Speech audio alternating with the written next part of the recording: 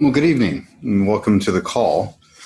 Um, we're going to go ahead and get started. There's a lot of people registered who aren't on the call, and I'm assuming they'll trickle in and or they got caught in traffic or something. I've never presented this material as it is tonight.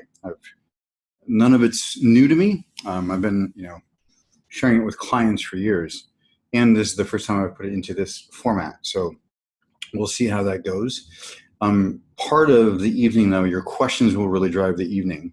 I have, of course, an outline and things that I want to make sure that I say, but where it really comes to life, where you can really serve not only yourself, but others, people who are on the call or people who will be listening to the recording later, is to ask as many questions as possible. You can do that either in the chat window or by simply unmuting yourself. I've muted you all and turned your video off as default. When you enter, you're free to unmute yourself when you need to ask a question. Yeah, and with that, I'm here for a couple of reasons. One is just to provide this material to you such that it makes a difference in your life, whether we ever see each other again or not. I've also got stuff I like to market, but I'm very light on that. It's just a couple of minutes at the end. And this time I actually have something I don't normally give stuff away for free. But I actually have a gift for one of you. At the end of the call, I'll actually explain how to get it, and it'll be first come, first served. So with that, let's get into this business of self-esteem. There are so many misconceptions out there about self-esteem. In my experience is it's the most overused and least understood, really, concept in popular psychology, and also the most important, one of the most critical. And so we're going to talk about what it is and why it's important, so that we, have some good operating definitions. 90% of philosophy is defining your terms, and I believe every human being is a philosopher. And the question is, are we effective ones or ineffective ones, or are we good ones or bad ones? And not just good or bad in terms of whether or not our thoughts serve us, in thinking and doing something, but really, what are our organizing principles under which all of our choices are wrapped, or what drives our decisions, or what's revealed through them is another way to unpack that. And you can also reverse engineer your life, if you like, construct yourself from the ground up, which is a disorienting experience at first, but then it becomes exhilarating the second time and the third time. So what is it and why is it so important? I found out last night there was actually a California state task force on self-esteem that spent 3 years studying it. They ended with the following definition: appreciating my own worth and importance and having the character to be accountable for myself and act responsibly towards others, which tracks pretty closely to Dr. Nathaniel Brandon's definition, which is really the most widely used and accepted definition. I'll borrow heavily from him this evening in terms of definitions and some practices. But there, he really is the authority in the field, and has spent, I'd say the last 20 years not really writing anything new except for correcting misconceptions about self-esteem. He lists a whole bunch of them on his website, some really silly ones. I remember my first experience with seeing just something outrageous about self-esteem was 6 or 7 years ago. I was reading a popular psychology journal. I don't think it was popular psychology, but it's like Psychology Today or something like that. And there was an article in there that explained why people with high self-esteem made terrible managers and executives. And the premise was that if you had a high self-esteem, you would stay in a bad decision longer because you didn't want to reveal that you'd made a mistake. Now, just a layman with good common sense could tell that this wasn't really about self-esteem. It might be about your concern for other esteem. That's not what we're talking about. And unfortunately, that's the easiest way that I've found to summarize most of the misconceptions about self-esteem, is that they aren't self-esteem at all, but they're people's idea of self-esteem that's really other esteem or external validation. So we'll get into all of that. Here's Brandon's actual definition. the disposition to experience oneself as competent to cope with life's challenges and being worthy of happiness. This definition applies not only being worthy of respect, but also having the basic skills and competencies required to be successful in life.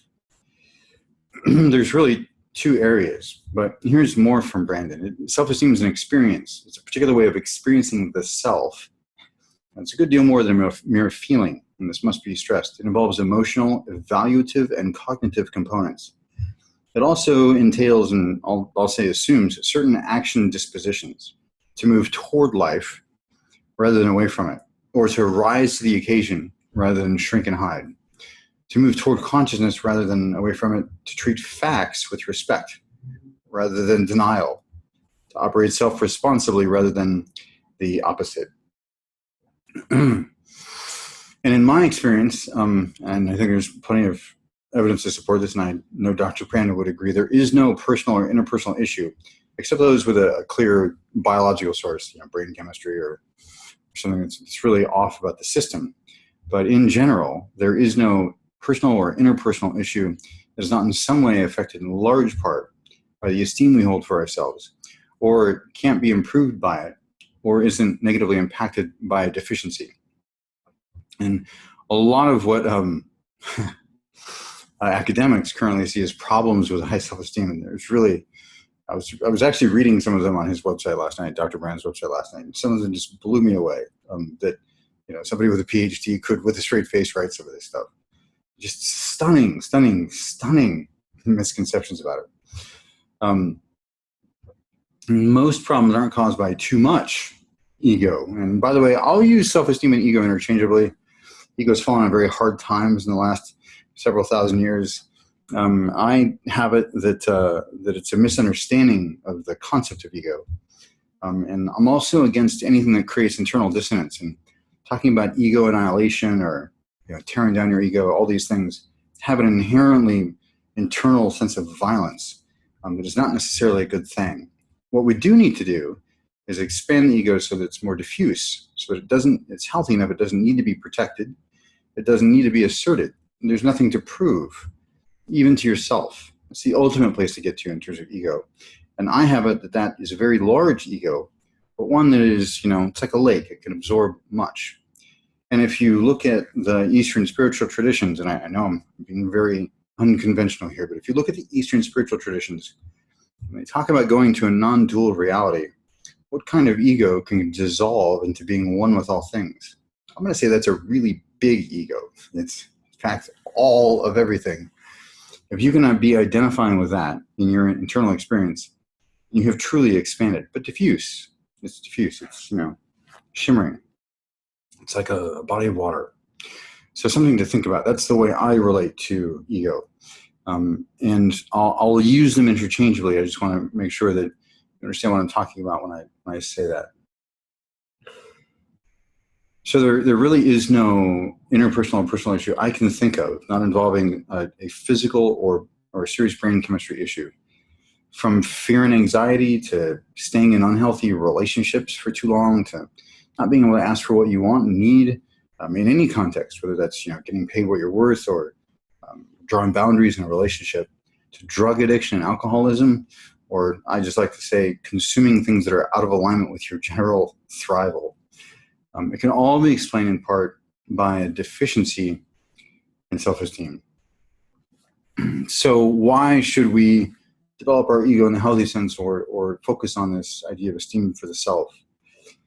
The primary one is you simply bounce back easier from the vicissitudes of life or the peaks and valleys.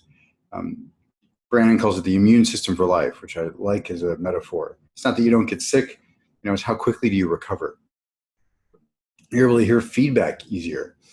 You self-correct more rapidly. You admit mistakes and change course despite what that article thinks. You treat others with an increasing level of kindness. You'll make healthier and more aligned choices with what you consume, who you're in relationship with, congruence when you're asking for what you need or what your value is.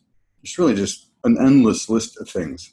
When I work with practitioners in building their business, I notice a lot of just what comes up for people when they're throwing themselves out there. And part of this is mistaken identity. They're identified with their business, which is, a piece of this, but not really directly self-esteem. And I'll say that there's a difference between self-concept, self-esteem, and identity. We'll get into that a little bit. But when you're throwing yourself out there, all of this stuff comes up. And there's some quick solutions to some aspects of it that we'll get into tonight. And some of it is, it's an ongoing practice. And it's really forever. It's an infinite game. So first, let me break down some stuff. And this is some work that I've done to flesh a bit out. There's really two components, again. The first is self-efficacy, and the second is self-respect, or knowledge of your competence and the feeling that you're appropriate to life, that you deserve to be happy, that you're worthy of receiving happiness. And for me, these two domains, they're it's not really accurate to say they arise together. It's not a front of the hand, back of the hand thing, almost like they're parallel tracks. And I'll flesh some of these out for you in ways that I've labeled them. So self-efficacy and self-respect, knowledge of your competence and feeling you're appropriate to life, or self-efficacy is value, self-respect is worth. Let me explain that a little bit. Self-efficacy, depending on how competent we are, we'll have different value in the marketplace. We'll be able to charge more or less than somebody else who's more or less competent than us. Or we have a set of skills that very few people have, so our value is higher. However, we all have equal worth. We all have the divine right of being. And your self-worth is really a settled matter, or it should be. It just takes people a while to actually accept that. So I wrote an article called, Your Self-Worth is a Settled Matter. It's really a email exchange with a client that I got permission to publish. And that part is handled. Now, the acceptance of that takes a while. So, that's the internal process. Your value is always fluctuating, even just with yourself, depending on what's happening in the marketplace. It's fluctuating in relationship to other people. It's fluctuating in terms of how sharp you keep your competency or how much you push that. And that's always fluctuating. But your self-worth, that's a settled matter. Self-efficacy is practical. Self-respect is personal. Self-efficacy is about results. Self-respect is about meaning. And this is an interesting one. Self-efficacy is where guilt lives. Self-respect is where shame would live, or where it is sourced in. Let me define guilt and shame. Because one of my good friends, he said that shame gives guilt a bad name. And we had a disagreement about what guilt was for, one of those, 5 or 6 year long philosophical disagreements. And then we started to compare the sensations, and what he was talking about when he said guilt wasn't what I thought he was talking about when he said guilt, and vice versa. So guilt really isn't what we relate to as the heavy oppressive experience, the thick experience, the atmosphere. Guilt is actually sort of I want to say it's like a zing down your spinal cord, and an alertness. There's an increased adrenaline because you realize you just violated your own value system and that something should be done. You want to be responsible for it. You want to take action to solve it, to fix it. That's what we're talking about when we say guilt. Shame is where you then make the additional unnecessary move of saying you are also a bad person. That you're wrong in some way at your core. Those are two very different domains. The second one, by the way, totally unnecessary. Guilt is a good barometer as long as you're making sure that you're aware of what you're talking about when you're speaking about guilt. I did once have a client, in all my work with clients, there's in the first phase, we clear out disproportionate emotional reactions or habitual patterns of reacting. And I had this client who did not have a set of ethics that he had taken on. So it was very clear that he did not have an ethical framework. And he wanted me to clear guilt out of his system. And I actually said no. This was the only thing keeping him from, there's some part of him that knew, well, this is right and this is wrong. And that sense of guilt was the only thing actually keeping him in line.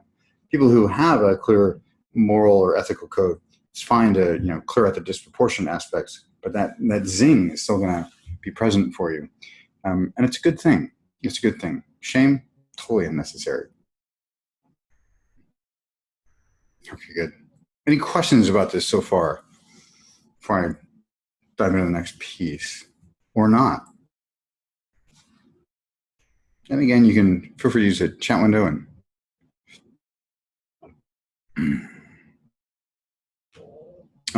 Ryan asked if guilt comes from one violating one's own values boundaries. He doesn't have an ethical code. How could he feel guilt? I have it that he did have one, but it was unconscious. So, it might have been a hand-me-down value system, meaning it was unconsciously picked up from family. But there was some unconscious sense of right and wrong. Otherwise, you're right. He wouldn't have felt anything. But he didn't have a conscious one. He wasn't aware of what that was. I pointed him in a few directions, to get some philosophical grounding. But he ended up getting one. We ended up actually clearing guilt out. But that was about 5 months later. Any other questions? It's a good question.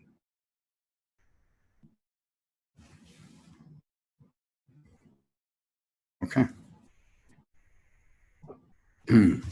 So here are just I'll say some facts about self-esteem and some aspects to it.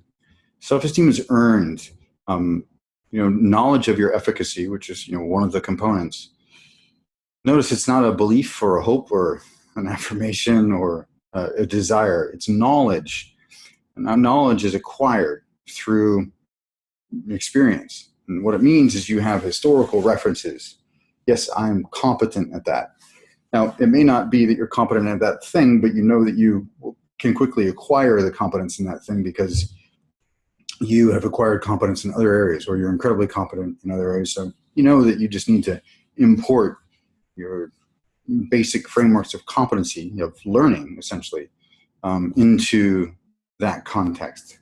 There's I had a client one time, he says, I'm feeling nervous about this thing. Does that mean I have low self-esteem? I said, well, have you ever done it before? He said, no. I said, that's called rational self-doubt. If I asked you to land a plane, you've never landed a plane before, you felt anxious about that.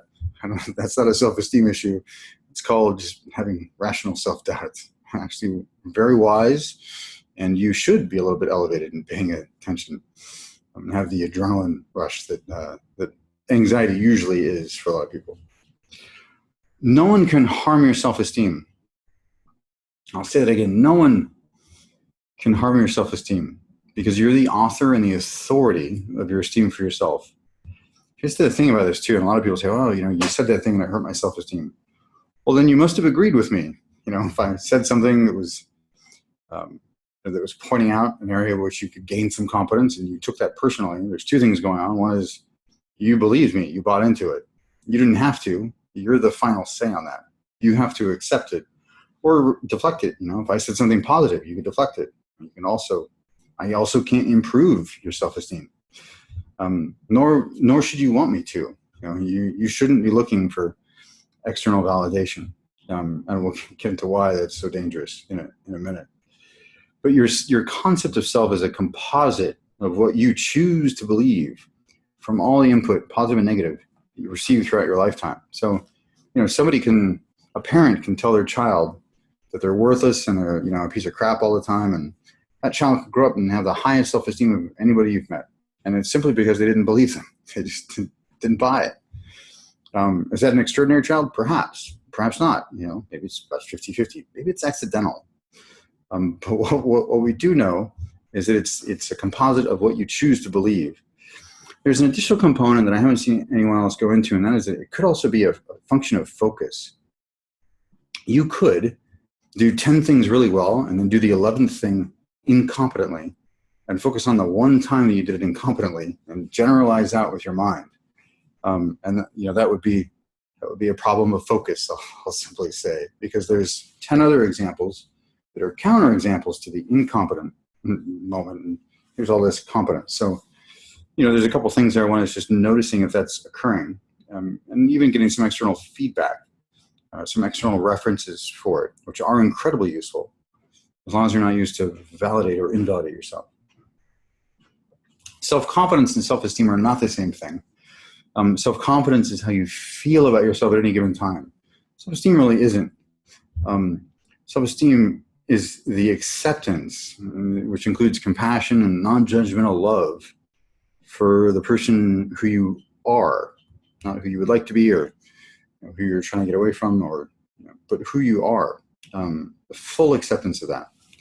There's an interesting piece here too, and that's that the more self-acceptance you have, the easier it is for you to resolve some of your personality quirks, I'll say, some of the edges that you know you'd benefit from evolving. Because you can unflinchingly look in the mirror once you have full self-acceptance. Self-acceptance comes first, or needs to come first, and then responsibility. And I'll go a step further and say your self-esteem has nothing to do with your, that's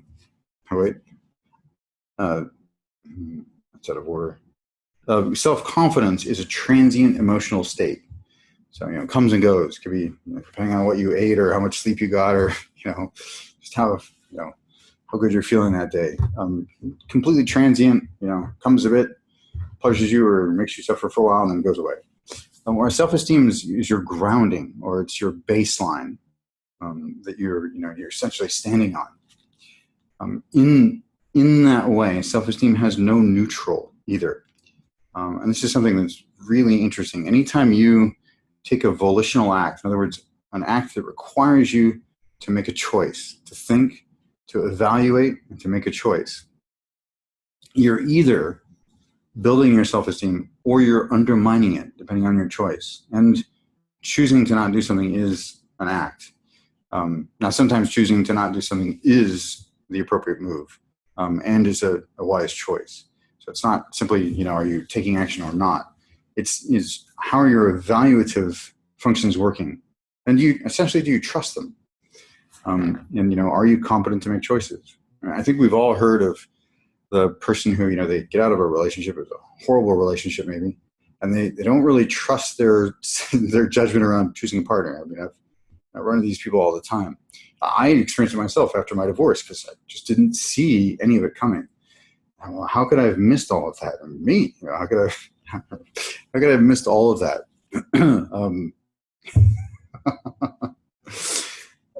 And you can go through a really serious questioning of your own faculties, and that is a bit of a crisis around self-esteem, because if you don't trust your faculties to take volitional action, then it's impossible to know that you're competent.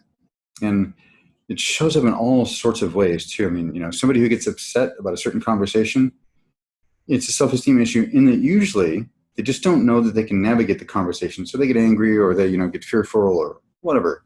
But ultimately, it's a function of how competent they feel to navigate the conversation. Otherwise, they'd have any conversation. It's the fear of not being able to navigate it well, or the fear of not being able to handle how the other person is doing in the conversation. That's a different skill set, different competencies.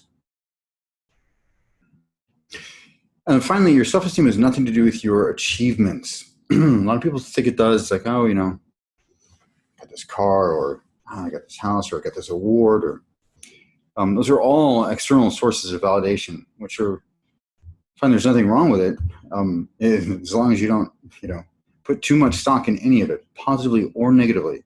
You really want your validation to be internal. However, self-esteem is a function of the collection of internal mechanisms that had those achievements possible or able to occur.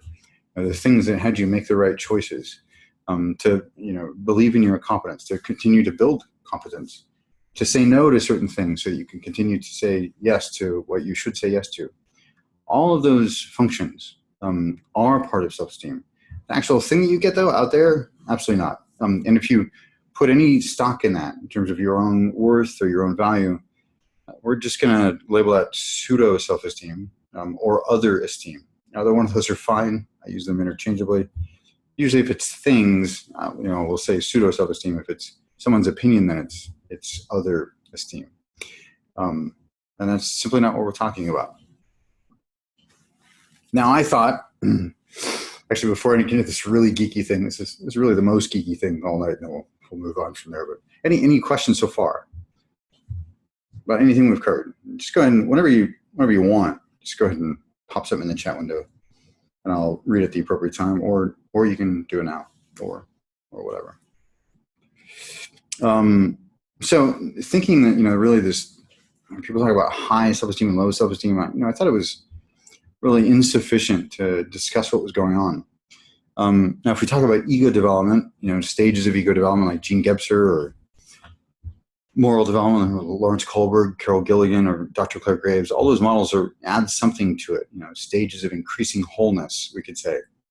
Dr. Claire Graves talks about evolution of values being degrees of activation of your nervous system, which I just really like that metaphor. And, it has the benefit of also being accurate. But, I thought, gosh, there's this thing going on about validation and what I'm going to call referencing, which is where you're paying attention for feedback, for results. And I noticed that there were some basic orientations. So here's a 4-quadrant model to add to the whole, pot for self-esteem. This is something that I came up with, so my apologies if it's mind-bending or just confusing.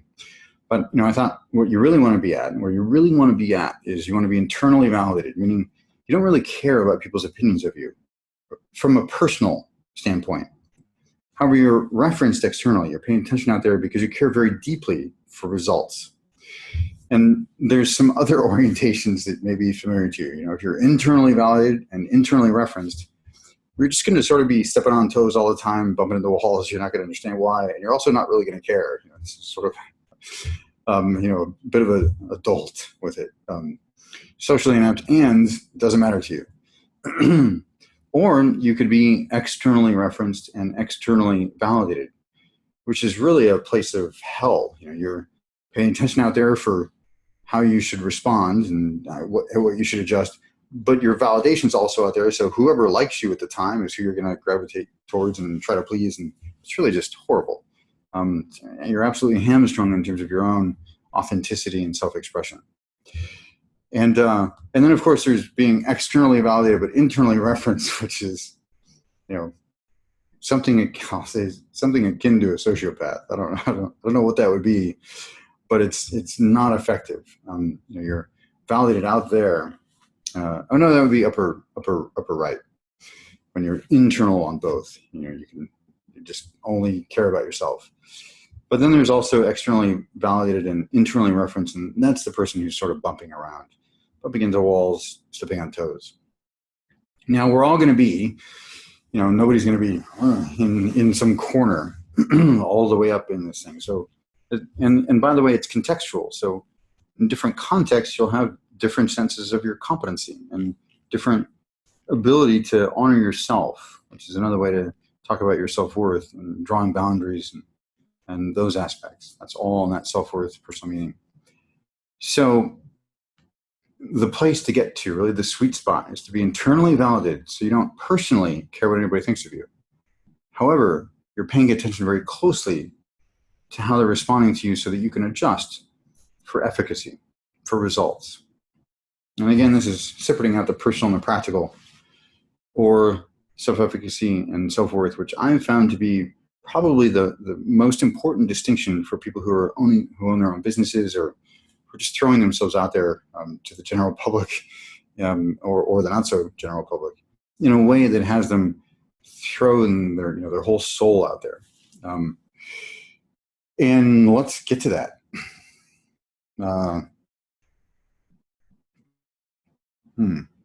Well, it's not on the slides. I'll do it from memory.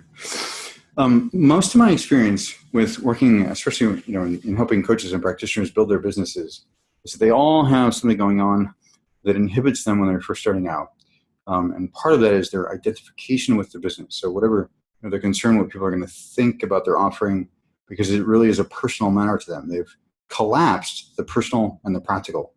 Now, if you've got those two distinguished, then you're going to be paying attention to what they're saying and maybe adjusting your marketing copy or your branding, or adjusting how you approach them and speak, about what you do. There's all those things that you can do immediately when you're getting feedback. Now, if you've got it collapsed, though, with it meaning something about you personally, they say, oh, well, that seems like a silly idea, and then you're deeply injured. That's a clear sign that you're identified, and also that you've collapsed these two domains, the personal and the practical. The more you can separate them out, the more you'll be free to respond with rapid action to improve and really take advantage of the feedback, as well as just having a sense of freedom about it. You'll be emotionally free around it. Now, all of these, by the way, I'll say are asymptotic, which is, an asymptote is a concept in physics that I think should often be applied to personal development. And that is that, two objects can get forever closer and closer together in space, theoretically, without ever touching, because you can always divide the space between them in half. And so it is with, reaching some fantasy ideal about yourself, or about where you should be developmentally. Really, there's no place to get to, because you can always divide that space in half. You can always get ever increasingly more subtle. So it is with this. At first, they'll be very gross. It's like, oh, I feel terrible. They just gave me feedback. It's actually pretty good feedback. They said, use this word, don't use that word. People react to this word, and that should be really great feedback. And notice I'm really charged. I'm taking it personally. I feel injured. That would be a really gross example. And the subtler it gets, the finer, the more refined the sensations get, the more refined somatically it shows up. And then you're just working on it. Nobody else is really noticing it. You're just working on it in your own experience. But really, that's an infinite game. And I mentioned it being contextual. I hope that's relatively obvious. You have different competencies. Your self-worth should always really be, to the degree that you accept it, relatively stable. Now, it takes some people a long time to accept that who they are is, divine being. Who they are is radical spirit. Who they are is however you want to represent it. A hologram of the universe. Or however you want to represent it is fine. But we're all worth, all have the same self-worth. That's why we have emergency services who, pay no attention to really who's in there. They throw themselves at the mercy of the fire, or go into a collapsing building, or whatever it is that they're doing to save a stranger. It's because we all have the same self-worth. Now there's also, some people who are shuttled away to safety because they're very valuable in those periods. So they have different value, but the worth is the same. The worth is the same. That's why we're compelled, to donate money to faraway places that we've never been to. Part of it is just the inherent understanding. There's an unconscious understanding that we're all the same in some ways, and we're all very different. So both things are true. Yeah, radical spirit's my favorite as well, Ryan, or spirit manifest, either one. And so, any questions so far? Any questions about what self-esteem is, what it isn't? Any questions about personal and practical? Any questions about identification or ego or self-concept?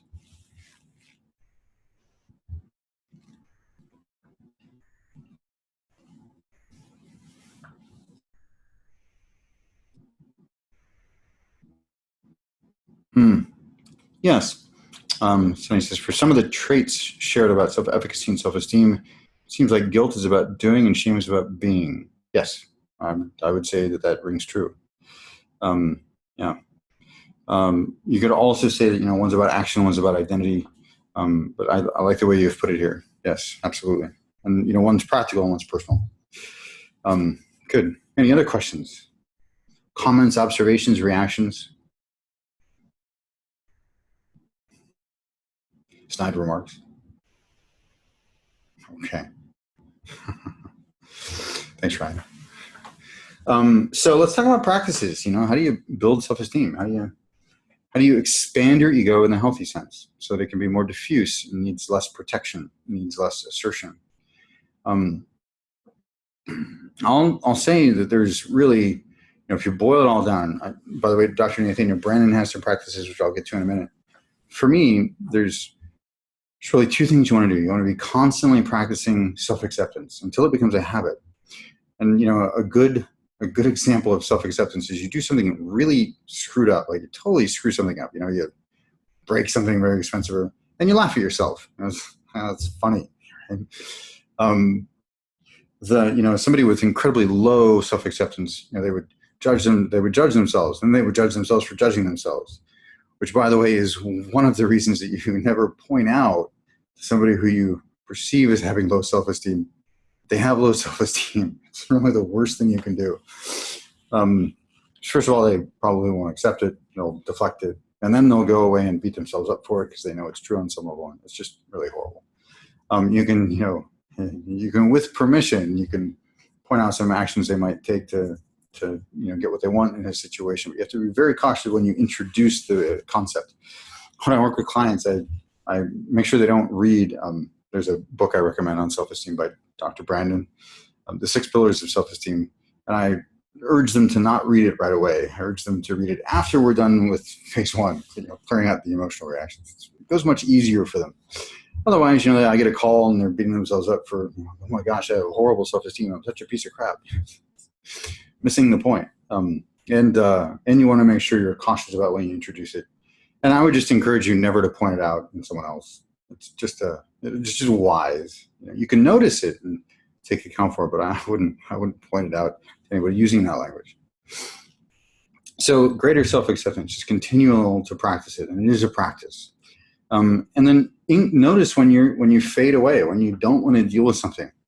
And those are the moments you need to increase your engagement. And we can say that's a large part of taking responsibility. I also want to stress, the more we talk about responsibility, and I'll say there's no greater way to build your sense of competence than taking responsibility for something, to increase your responsibilities for it. Even if you aren't successful, even if you realize your shoulders aren't that big, that's fine. That's fine. With enough self-acceptance, you just say, well, my shoulders aren't that big. It's not a big deal. You don't make it mean anything personal about yourself. You stick with the practical, the results, or the evidence. And people who have high self-esteem have a profound relationship to facts, a very easy relationship to facts. Somebody points out something that's true, but is perhaps very challenging for a lot of people to look at themselves. Somebody with a high self-esteem will go, yep, that's totally accurate. I have a big flaw there that I'm working on. There isn't a thing about it. Because they don't make it mean something. They don't take it personally. It's about efficacy. And then anytime, by the way, blame and fault, absolutely nothing to do with responsibility. I noticed that a lot of people, they resist taking responsibility because they think they're admitting fault, like it's an insurance claim or something. Or maybe they've dealt with somebody with very, very low levels of ego development. And when they take responsibility for something, the person uses it as an opening to go for the jugular. First of all, I take that under advisement. I notice it, and I may not share, I may not take responsibility as explicitly with that person in the future if they use it when I'm being vulnerable to go for the jugular. It's a personal exercise anyway. It's really for you. Now, if you do it explicitly with somebody, they will feel a sense of freedom and they'll have space and they'll expand into that in different ways. Some ways they'll expand, accusatory, and some will expand by also taking responsibility. But they'll take up more space because when you take responsibility, you are expanding yourself, but you're providing more ground for them in a way. They'll get grace. You take responsibility, and especially when you don't have to, especially when it's not your fault. That's where the real extra credit is in terms of building your self-esteem. Is when it's actually someone else's fault, but you're taking responsibility for where you could do something differently in the future, or put some structures in place, or just having what's to be done and going into action about it. It's easy to do that when it's your fault. Much more challenging and therefore much more rewarding to do it when it's the other person's fault. They'll get grace, meaning they experience unmerited mercy. They don't deserve it, but you don't do it for them. You're doing it for you because you're building your ego in a healthy sense every time you take responsibility. So it's a personal matter, which also means you don't have to do it out loud. It can be very beneficial to relationships if people are at a high enough level of development to at least appreciate what you're doing. They don't have to respond in kind. In fact, I would encourage you to never expect anybody to take responsibility after you've taken responsibility. If you take responsibility and you're like, so, no, you're just always going to be disappointed. So just, let go of that. It really is a personal matter. And then the third thing would be to be vigilant about the personal versus the practical, noticing when you're collapsing them, noticing when you're taking something personal that shouldn't be personal at all. Even if they said that's a ugly outfit, it's horrible. It's, oh, okay, great. Can you educate me around proper color alignment or something? There's still oh wow, my light just went out. There's still there's still a practical place that you can go with that. It doesn't have to mean anything about you personally. It doesn't have to mean that you're a horrible person or that you're never going to X, Y, or Z. And the fourth one I would say is always be mindful about developing greater competencies. Nathaniel Brand talks about it just being so critical because in our environment, in the Western world, if you're not developing competencies, you're going to have a lot of difficulty with change as it comes. And change in our economy is rapid and often unpredictable. And the degree to which you're feel you're competent to handle that, the degree to which you're able to manage what I call flexibility drills. Some of those are large drills and some of those are small minor drills under less than optimal circumstances. But the better you're going to feel about your capacity to handle what life throws at you, which is really what it's all about.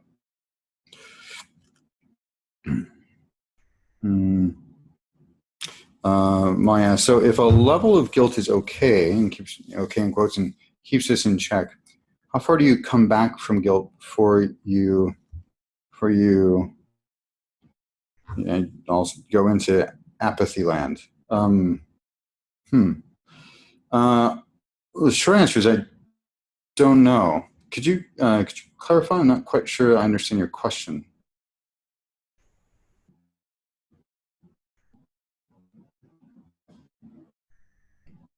Or if you're on the computer, I can just unmute you. Oh, there's no microphone. Okay. Your video, but no mic. Yeah, I'd love to. It seems like a very interesting question. I'd love to understand a bit more about it. I don't know that I can answer it competently with my current level of understanding. When you come back from guilt before you empathy line. Okay. Any other questions? Any other comments, observations, reactions, points of clarification?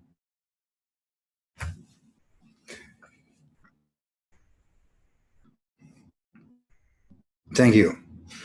It took me a while to come to that definition of grace. Yeah, unmerited. It's kind of brutal, actually. Yes. Unmerited mercy. It's really a brutal definition and totally accurate. Okay. Yeah. Trying to rid yourself of guilt, but been accused at times of being too apathetic. And the guilt you use as motivation, is that part of what's going on? It's part of your motivational structure?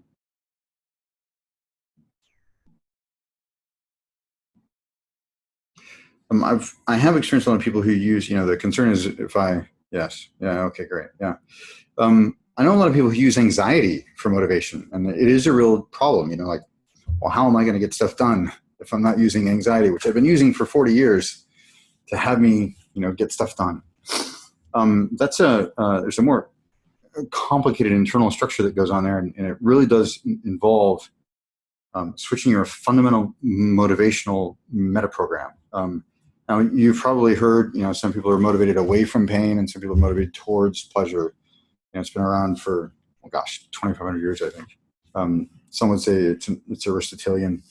And, I have it that you have choice around that. I don't think it's hardwired. And you can change. You can change it over time. So part of it would be about moving towards a vision, something that's so compelling for you, a compelling enough future that you wouldn't be apathetic, that you'd wake up and take action. You'd be happy about waking up in the morning and taking whatever actions you needed to take to make sure that, that vision becomes a reality. The other way of going about it is, deadlines and guilt and anxiety and all of those things. I don't really have an opinion about which one's more effective. I do think there are certain downsides, though, to the chemicals that are released. There's a chemical set that's released with every emotion you experience. Emotions like anger, guilt, shame, they have biological effects that I think are less than optimal. There's a wonderful book by Candace Pert. I think she's a microbiologist, she's a scientist. And she wrote a book called The Molecules of Emotion. And one of the things that she discovered was, and this is, was very interesting to me, a couple of things go on when you have positive thoughts about yourself, that you feel that you're competent to handle what life throws at you, if you have high self-esteem. And that is that there's something that gets in the way of HIV attaching to the receptor sites in your CD4 cells. Essentially, people with high self-esteem will be less inclined to deteriorate as quickly because they have high self-esteem, because of the chemical sets that are released, the peptides that are released.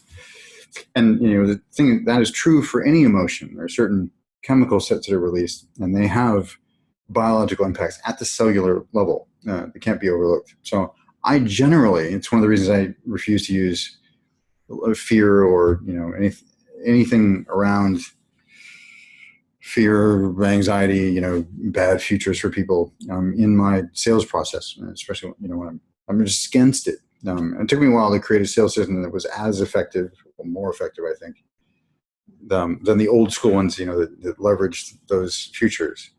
But it's entirely possible, and I did it because I didn't. There's enough pain in the world already. I think that we should be decreasing it rather than increasing it. Have I answered your question, Malia?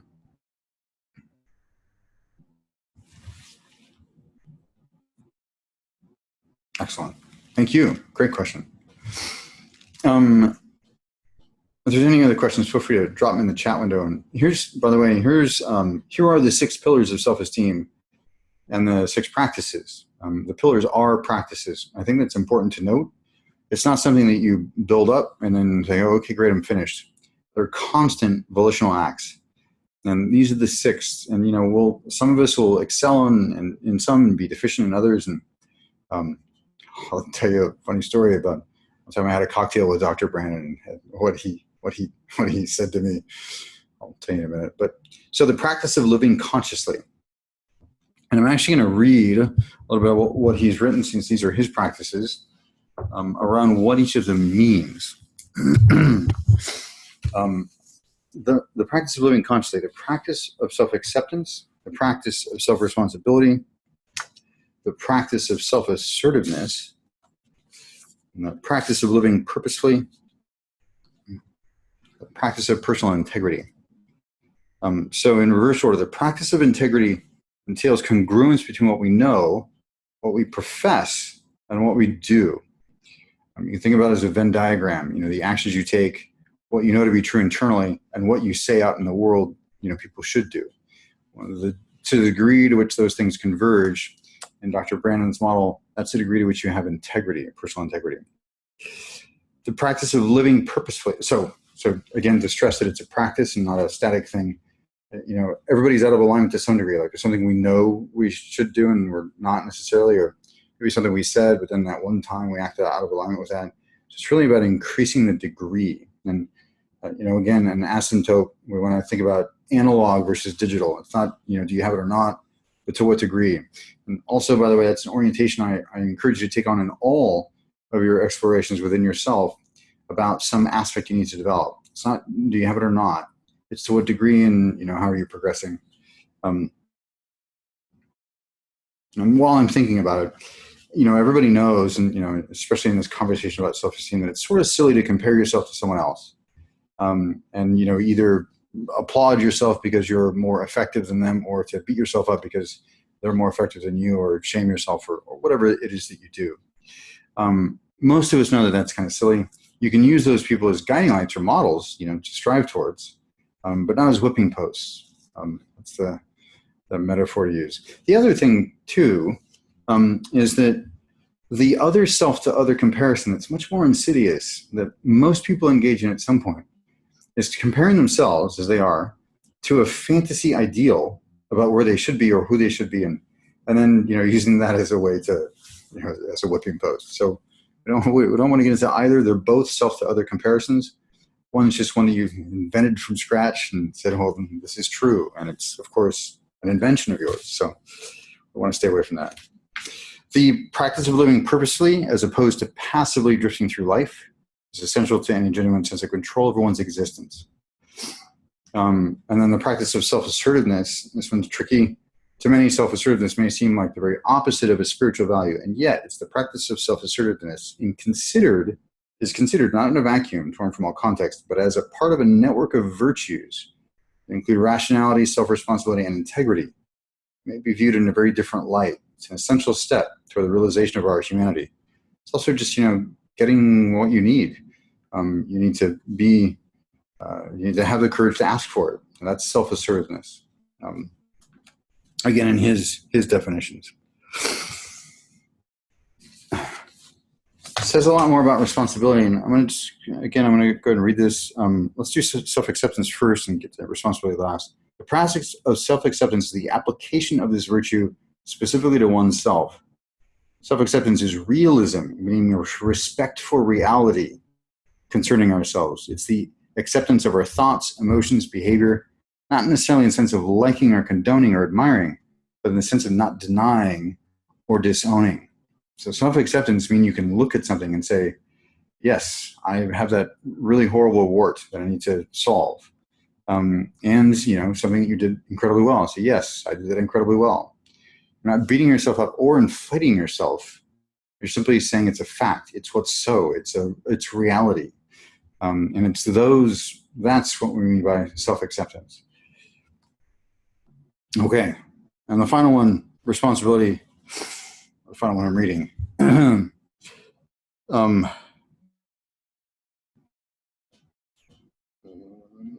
In understanding the practice of self-responsibility, let us begin with the observation that the natural development of human being is from dependence to independence, from helplessness to increasing efficacy, from non-responsibility to personal accountability.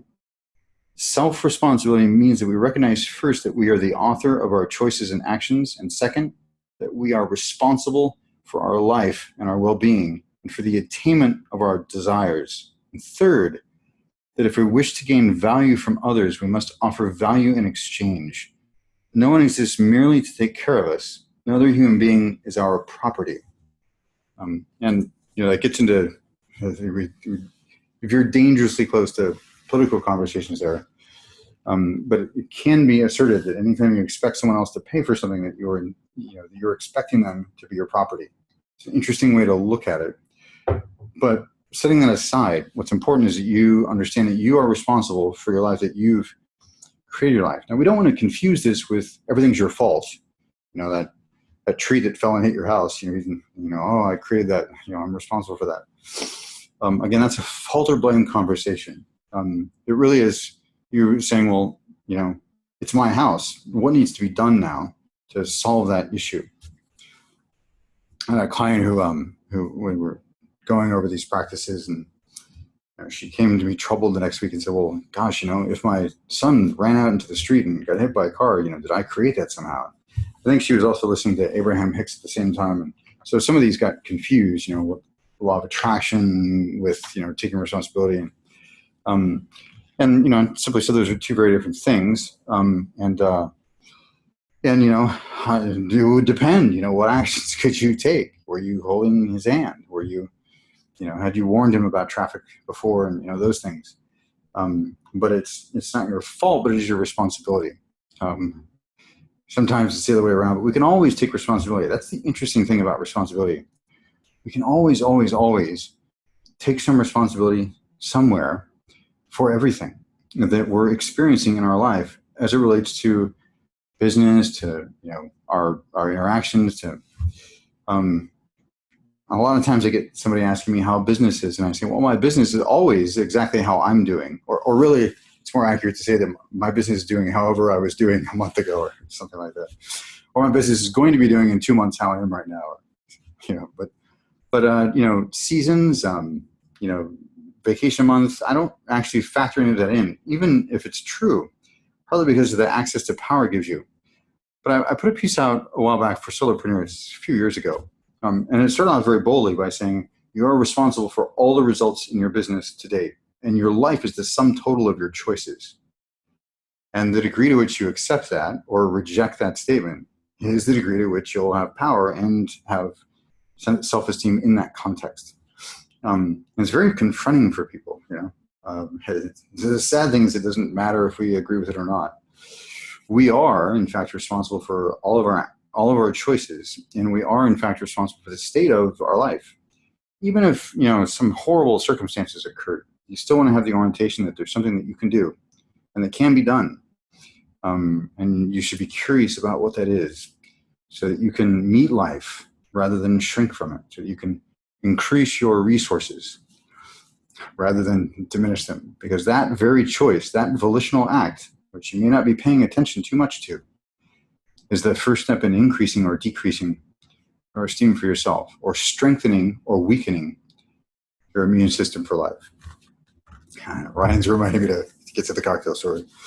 So I had a mentor who said, you know, what can I do for you? Anything I'll do anything for you. And you know, who do you want to meet is the part he was focusing on, or what connections do you want to build? And I was young. I didn't really understand at the time just how much was being offered to me. I was 25, but I said, you know, well, I'd love to meet, you know, Dr. Nathaniel Brannon.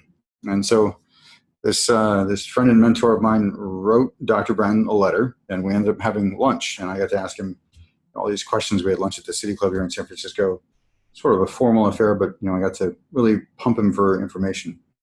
But my friend Mark really wanted to meet him, and, you know, Mark had considered him a sort of distance metaphor for longer than I knew about him. So he was teaching at the Learning Annex, Dr. Brannon was. And so, you know, we got a couple tickets, and I asked him if he'd be willing to have a cocktail with us. And he goes, well, I always have one screwdriver after I give a presentation. I said, okay, great. You know, screwdriver's on me. And well, Mark will hear about this or not. So I don't think I've ever expressed this characterization of Mark before. Mark was nervous as like a little girl at homecoming or something. You know, he's blushing and dropping stuff. You know, he's talking to Brannon. And I was sort of just chilled, and I was letting Mark have his experience with Dr. Brannon. And Dr. Brannon finished his one cocktail, and he sets it down. You know, he completed his conversation with Mark, and he looks at me and he goes, Jason, you need to work on your self-assertiveness. I'll give you one more chance. He got up and left. And I did. I looked at that. Anyway, he did it very good-naturedly, by the way. It seemed like an uncle. I mean, sternly, but, you know, but good-naturedly. Anyway, great guy. You know, both experiences with him were fantastic. And getting up there. I think he's in his 80s now. So, any other questions or comments about any questions about self-esteem, what it is, how to build it, what it isn't?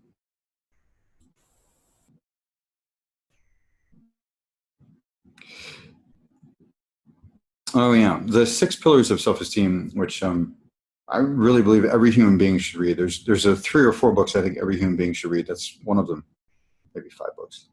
You know, any adult should read. And it is the 6 pillars of self-esteem. I think the last edition was put out in the 90s.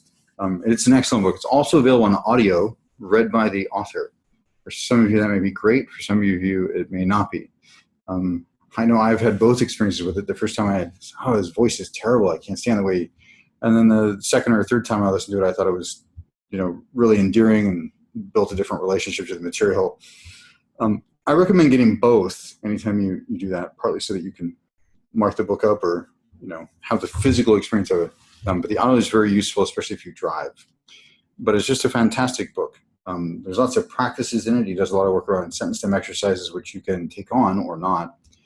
But the basic concepts, especially that first chapter, just, you know, really mind-blowing for a lot of people and really profound, I think, to really to look at it. Definitely one of the best nonfiction books I've ever read. Thank you, Brian. What are the steps you would recommend to not be affected by what feels like rejection from potential romantic partner? This is a great one. Yeah. Yes. So anytime you feel rejection, even if they have in fact rejected you, you don't actually need to feel rejection. And let me explain that. There's functional fit, like it's a fit or not. And people have all sorts of criteria. People, you know, like I have a height criteria. I can't date a woman over 5'5" for certain reasons. just a thing, and it seems to be hardwired to my body. So I don't question it, but I've had women who are 5'8" say something, and I say, well, I'm sorry I've got this thing. And, they get all red in the face and get angry. Others just think it's a strange curiosity, and others shrug. But the rejection or not is about you making it mean something about you. And it could be that you make it mean, that you're unlovable, or that, you're never going to find a partner, or, who knows what you could be making it mean. But I really focus on fit. And people have all sorts of criteria, and most of them don't reveal their criteria. Some of us are just honest and open about it. Other people aren't, because of their own esteem issues. They don't, they're afraid to tell the truth because they don't want to hurt your feelings, because then you might not like them, even though they don't want to be around you. It's a very strange thing, having underdeveloped esteem for yourself. So first, I would just make sure you're separating out the personal and the practical. Personal is it means something about you. Practical is it's just not a fit. By the way, that's often the way I speak to somebody who I've decided I don't want to, go on a second date with, or a third date is it just doesn't feel like a fit. And if they ask why, you just stick to, well, it's just not a fit. You don't want to get into reasons, because then, they have all sorts of strange responses to that. You just leave it as vague as possible. But those two things, notice what you're making it mean. And you could just do a sentence stem exercise, and the stem, the sentence fragment, and you're going to fill in the blank, is,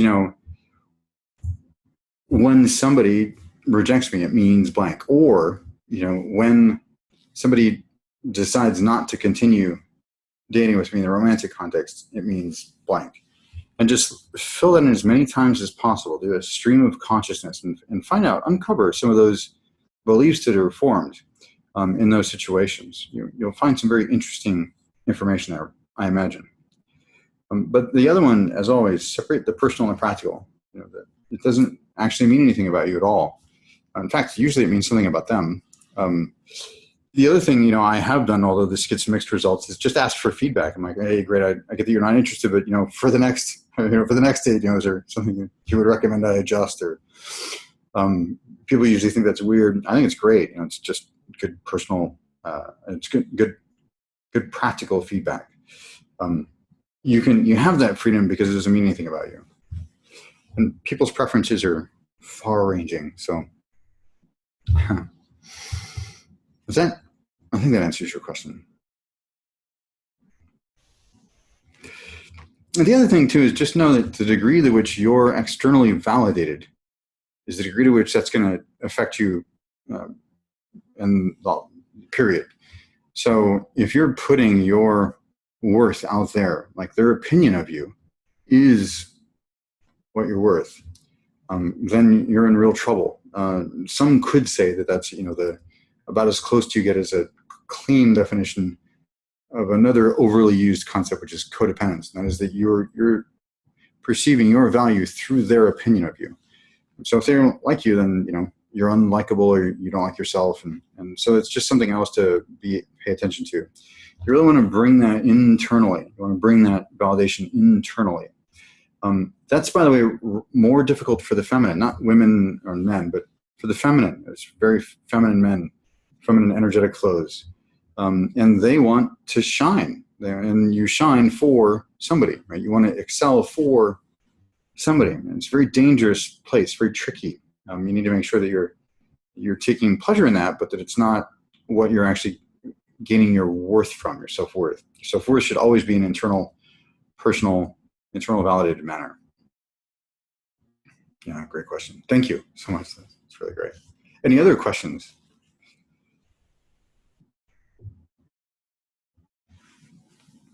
Okay. I don't ever give out free sessions. I do give a complimentary exploratory session, but there's no actual work done in that session. That's a 2-hour thing where we're deciding if we're going to work together or not. For those of you who stayed on the call, though, I am going to offer a free session for the first one that emails me through this link. And let me put it in the chat window for y'all. It'll be a 45-minute session. It'll be free to you, and it will be all about solving some issue. And of course, you get to experience my work, and we may end up working together, or we may not. but it really is about just thanking you for allowing me the opportunity to contribute to you. And I may never do it again, or I might start doing this ongoingly. Who knows? We'll see how it goes. But if there are no other questions, I will thank you. You can click on that link. First email gets the session. That's what I'll say about that. So with that, have a great night. And again, thank you for allowing me the opportunity to contribute to you.